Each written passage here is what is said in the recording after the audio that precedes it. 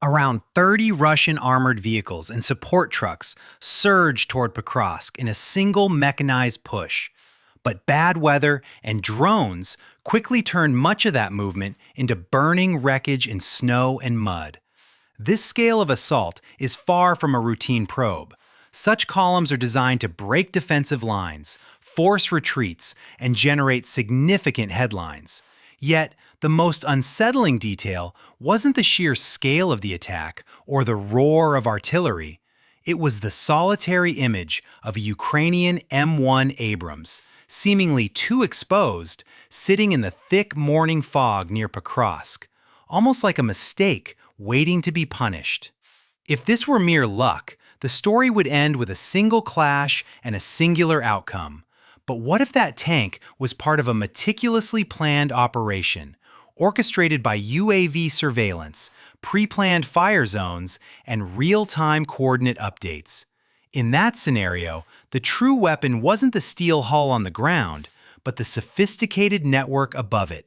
A system capable of detecting movement through advanced sensors, tracking every pause, and striking the very moment a column falters. This is precisely why the engagement near Pokrovsk holds such critical significance. Modern warfare in 2025 and 2026 is no longer solely determined by who fields the most armor. Instead, victory hinges on who can connect sensors to firepower with greater speed and who can disrupt the enemy's rhythm first. Welcome to Strategic Horizon, where we analyze the evolving dynamics of global conflict. So, as the morning fog hung heavy over the battlefield, one pivotal question lingered. Who was truly encircling whom? The low fog clung to the fields outside Pokrovsk, and the saturated ground ensured every tracked vehicle left a deep, dark groove in its wake. Engines idled longer than usual as drivers cautiously navigated soft patches. The ambient noise spiked whenever a column had to ascend a small rise or churn through thick mud near a tree line. In that somber gray morning, a Ukrainian M1 Abrams materialized in an open strip of terrain nestled near broken walls and the edge of a ruined farm. From the Russian perspective, the tank appeared starkly exposed and unnervingly still, devoid of any visible infantry movement or smoke screens to mark friendly cover. Seconds of observation quickly escalated into a flurry of radio calls. Vehicles immediately began to fan out and shift lanes, recognizing the rare and time-sensitive opportunity to engage in Abrams in the open. Armored personnel carriers and infantry fighting vehicles spearheaded the advance, their infantry squads riding low and close, poised to dismount rapidly once the column reached firing distance. As the lead elements pressed forward, the fog obscured minor details but could not conceal movement. Silhouettes flickered and vanished between thin lines of trees, and fresh tracks scored new paths across the damp ground. A forward vehicle briefly slowed at a muddy dip, then accelerated, causing subsequent vehicles to brake in sequence. This created a brief accordion effect, compressing their spacing. Drivers corrected their headings to avoid getting bogged down. Gunners swiveled turrets to cover the flanks, and dismounted infantry gripped handholds as the column transitioned from one track to another. The Abrams remained a constant, steady shape, becoming the anchor point that inexorably drew the entire Russian approach forward. As they drew closer, Russian infantry began to peel off their vehicles in short, tactical bursts, using shallow ditches and low rubble for cover while the armored line continued to advance, forming a loose ring around the tank. Some crews fired short bursts at potential hiding places, not based on confirmed targets, but because the fog transformed every dark window and crater into a perceived threat. The terrain around Pokrovsk was already scarred, and every elevation and depression mattered here. The prospect of neutralizing a Western tank carried a significance far beyond the immediate engagement. One Russian vehicle maneuvered towards a side approach to cut off a potential escape route, while another maintained a wider arc, attempting to keep the Abrams centered within a triangle of escalating pressure. Infantry leaders gestured forward, and small groups pushed along the tree line to close the final gaps, their objective being to get close enough that the tank couldn't simply reverse and vanish into the fog. Simultaneously, the column had to maintain momentum. Any prolonged stop in the wet ground risked immobilization, and a stalled vehicle would inevitably block the line behind it.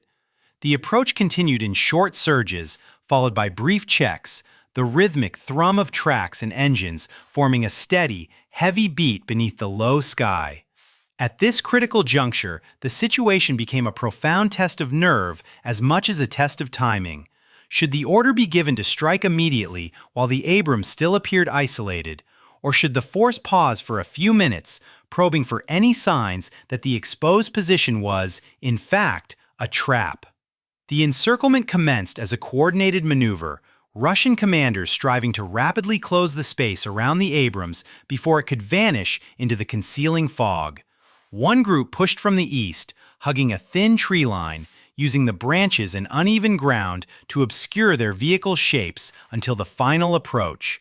A second group advanced from the south, across more open terrain, leveraging a wider approach to spread out and exert pressure from a different angle.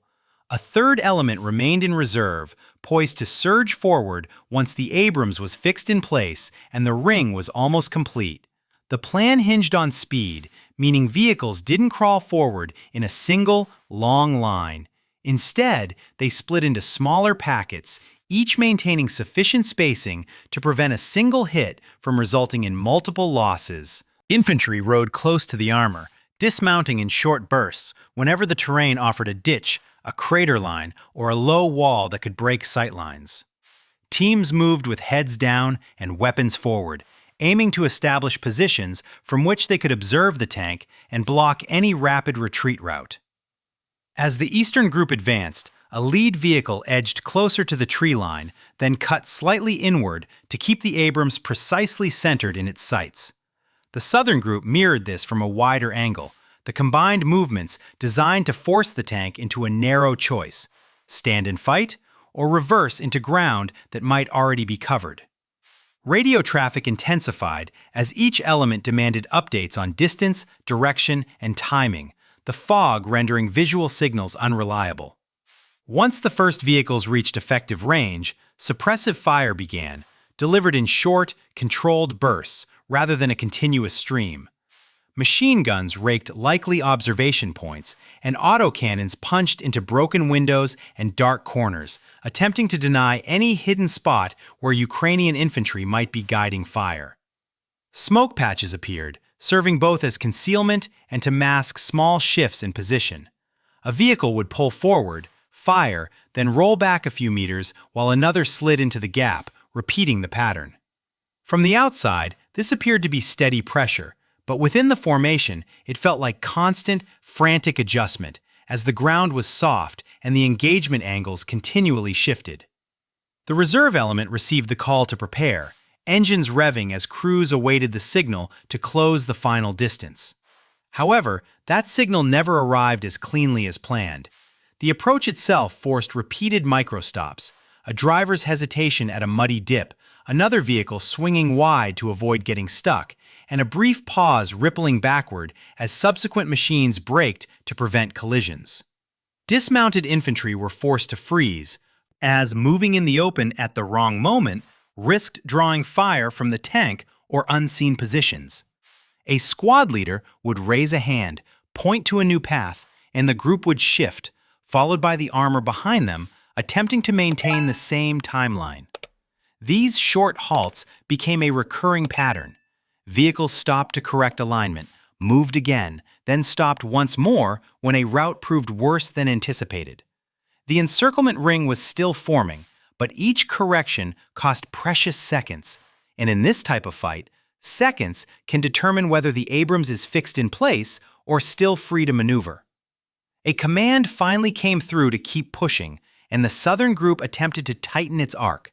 A vehicle nosed forward to block a gap, then backed up slightly to avoid exposure, while infantry rushed to occupy a shallow depression that offered a firing lane. The eastern group tried to mirror this maneuver. the collective idea being to deny the Abrams any ability to pivot and break out. Yet, the very urgency to hurry created the problem the plan feared most. Each time the formation slowed, it left a clearer rhythm in the mud and in the open spaces between cover. The encirclement began to look less like one smooth, continuous ring and more like several disparate parts struggling to meet on schedule. The fog, however, did not prevent the opening shot. The Abrams fired first, precisely as the Russian encirclement began to tighten. The eastern group was still surging along the tree line, and the southern element was attempting to close a gap across open ground, when a single 120mm round shattered the morning stillness. The blast was not merely loud, it was decisive. The target vehicle flared violently and began to smoke, sending an undeniable signal to everyone nearby that this was no warning shot. A turret jerked, the column fractured, and a meticulously crafted plan devolved into a desperate, rushed reaction, as crews instantly realized they were now squarely within the Abrams firing window.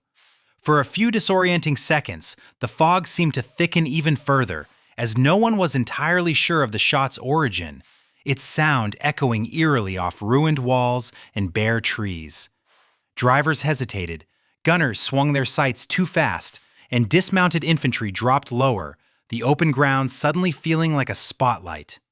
Orders quickly came through to maintain pressure on the tank, yet the primary instinct was to check angles and confirm lines, an instinct that cost precious time. The Abrams exploited that time. It didn't charge, nor did it retreat out of sight.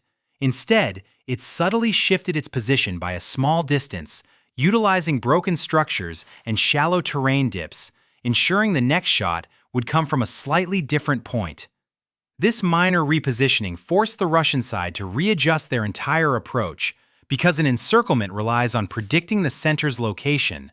Now, the center had moved, and every arc had to bend to match it. The southern group attempted to respond with suppressive fire, tracers stitching across the area where the tank was first spotted. Autocannon rounds snapped into rubble and dirt, and machine guns raked the edges of the field, trying to pin down any supporting Ukrainian infantry. Smoke expanded in patches, but it was uneven, concealing some lanes while leaving others exposed. A vehicle nosed forward to close distance, then stopped when the ground appeared too soft, causing another vehicle behind it to brake and a third to shift left to avoid bunching. In the fog, this sequence was visible as continuous movement, even if the shapes remained unclear. Simultaneously, a Ukrainian UAV circled high above the engagement. It didn't require a perfect visual to be effective. It tracked motion and spacing, noting every pause where a vehicle became a fixed point, then pushed those coordinates down the chain of command. On the ground, Russian crews began to feel the shift in tempo. What was intended as a smooth wraparound of the tank now had growing gaps as units stopped to reassess and avoid driving into direct fire. Infantry leaders tried to pull squads forward to fill these gaps, but the men moved in short, hesitant bursts, expecting another shot at any moment. The Eastern group attempted to reestablish confidence by pushing closer, yet the Abrams fired again, and the second impact deepened the shock. Even if the tank didn't destroy every vehicle, it instilled a crucial understanding in everyone's mind. The next pause might be punished. This was the true value of the opening shot. It forced the attacker to slow down. And slowing down makes the battlefield far easier to read for the side that is already watching from above. Following the initial shocks, the Russian response shifted. Some commanders abandoned attempts to close the ring with armor, instead opting to disable the Abrams with a rapid FPV, first-person view drone strike. The logic was simple and urgent. If the tank lost mobility, the encirclement would become much easier, and a stalled Abrams could then be finished with heavier weapons once fixed in place. Consequently, a small infantry team was detached from the main line, slipping along the edge of a tree belt and broken ground, carrying a compact FPV kit, batteries, and packs. They moved low and cautiously, as every step in the wet soil made noise, and every silhouette could be spotted through gaps in the fog. Behind them, the The main assault continued to exchange fire with the Abrams, the gunfire creating a loud curtain that could mask the sound of the men moving, precisely what the FPV team needed. The FPV group reached a shallow depression near a cluster of dead brush, chosen for its cover from direct fire and sufficient open space for a launch. One soldier set the drone down, another checked the antenna and feed, while a third scanned the field for any sudden movement that might signal a counter team. The objective wasn't to penetrate the tank's heavily armored front arc, but to strike the Abrams from the side or rear, or to target the track area, where even minor damage could force a complete stop or a slow crawl. The team waited for the opportune moment, as the tank continually shifted position and the fog could turn a clean approach into a blind dive. Simultaneously, the situation around them was rapidly evolving. Russian vehicles continued to make short stops to adjust their arcs, and infantry squads reformed after each burst of fire, creating a battlefield rhythm that rose and fell in waves. This rhythm was not invisible. A Ukrainian UAV remained airborne, watching for patterns that deviated from normal movement, like a small group breaking off, stopping in one spot, and remaining there longer than a passing squad would. The FPV team didn't know it, but their pause became a critical marker. A few seconds were critical here. The drone needed power, the controller a stable link, and the operator a clear line for a safe launch. Yet, those seconds stretched in the wrong direction. The Abrams fired again, and the shock of another hit caused nearby Russian crews to tense up, leading to more frantic radio calls, more pointing, and more clustering around small cover points. The FPV team felt the pressure too. They heard voices on the net and knew higher command expected a swift result. The operator lifted the drone.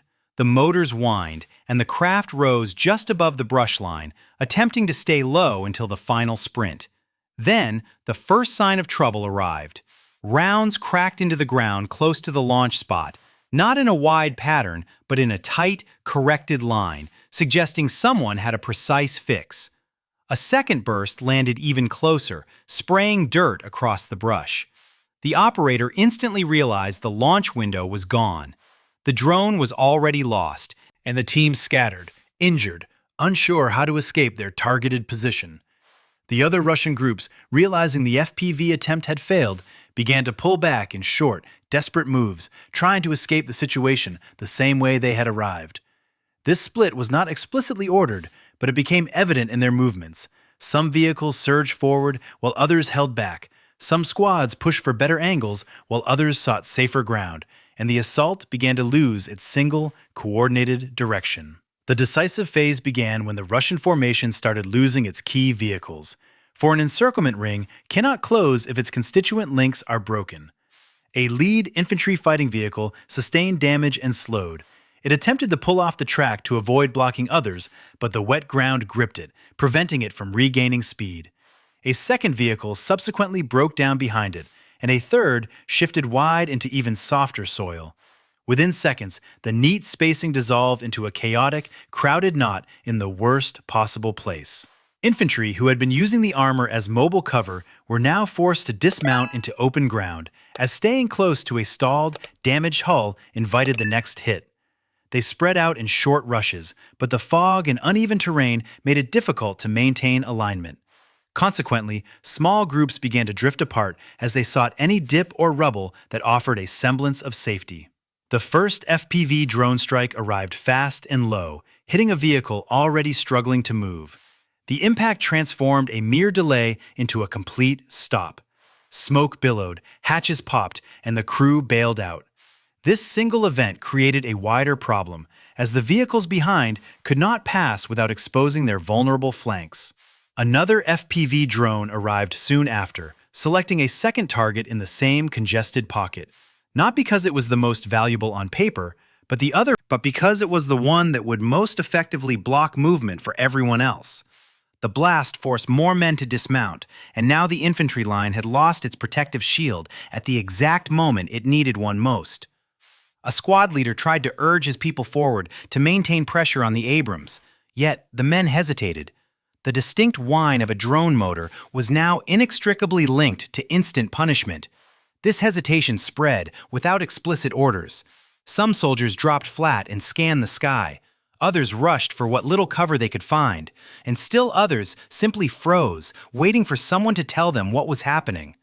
At the vehicle level, gunners who were supposed to be laying down suppressive fire on the Abrams began swinging their weapons skyward and towards their flanks, realizing the threat was no longer solely in front of them.